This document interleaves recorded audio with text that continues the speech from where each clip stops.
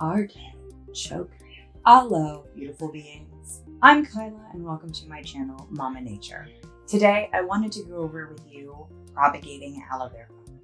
Just to start with a little bit of history on my experience. We got our first aloe vera over 5 years ago from my husband's grandfather. My husband almost killed it, and since I've taken it under my wing, I can't keep up with the pups. I probably separate my aloe vera pups from its mamas every 2 to 3 months. There was a bit of a lull when we moved, but I'm right back on track now. I also wanted to touch on some of the common mistakes that folks make when separating their aloe pups from the mama and when repotting. So without further ado, let's dig right into it. Aloe vera propagates 2 ways, from seeds and most commonly and easiest to achieve via offshoots. When aloe mamas are happy, they will produce offshoots, which are basically baby plants that sprout from the mama's root system. I call them pups. Once you have a mama aloe with lots of pups, you may want to separate them. You'll need a well-draining soil. You can buy a pre-mixed bag from your local garden center or mix your own. I use 3 parts organic compost, 2 parts sand, and 1 part perlite. You'll need some extra pots and your favorite trowels.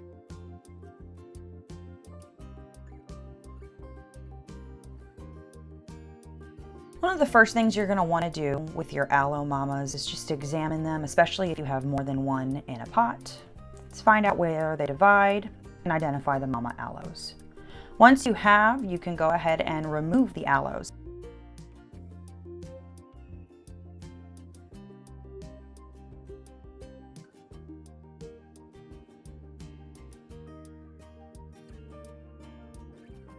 Typically, you'd want to tip the pot over and remove the aloe mama that way. I cannot because this is a huge, heavy cement pot, so I'm going to very carefully push my trowel deep into the soil to remove the mama's root system by slowly pushing it upwards. As you can see, it's fairly easy.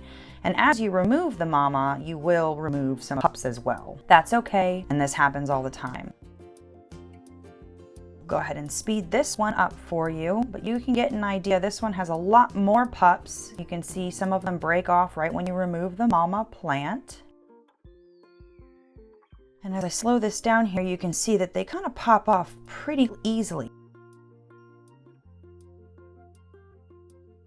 As you're removing the mama aloe, you do want to pay attention not to disrupt the root system too much.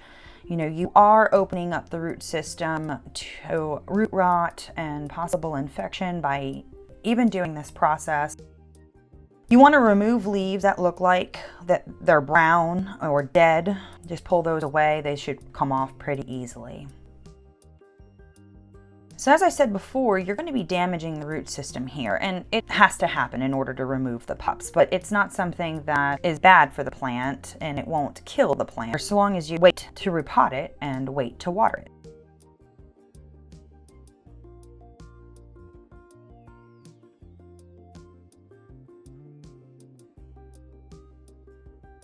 Now you can see here the offset root. You want to just gently break that. And that's what's happening when you're pulling the mama plants out of the soil.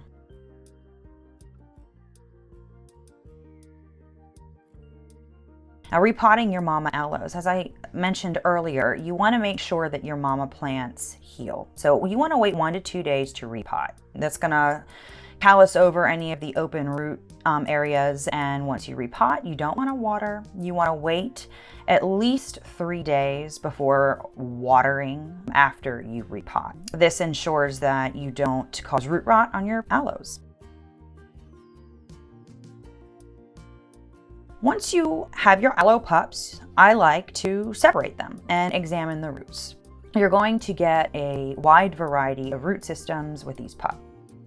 Just like the mamas, you do want to wait 3 days before repotting these pups, again, to callus over those roots. So you're going to get pups that just have the offset root, and that's okay. You're going to get pups that have the offset root with a couple more roots, like this. And you'll have pups with even more roots and longer offset roots. And then you'll have pups that have very well established root systems.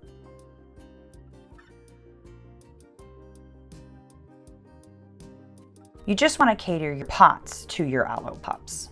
So the rule of thumb is you want to have the root system take up 2/3 of the container. Now this isn't always going to be the case, and that's okay. It's just a rule of thumb. Aloe vera and aloe plants in general are very hardy and non-temperamental plants, so they're pretty forgiving and they like to grow into their pots. So long as you go for wider pots and not so deep pots, try and follow that rule of thumb, you'll be fine. You see, this is a wiggle test, I like to call it, and this tells me that the plant is nice and properly mounted into the soil so it won't tip over. The next aloe here has a bit of a bigger root system, so I have a bigger pot here for it. You want to pat the dirt down and create a nice hole to fit the whole root system comfortably. Again, 2/3 of the pot should take up the root systems.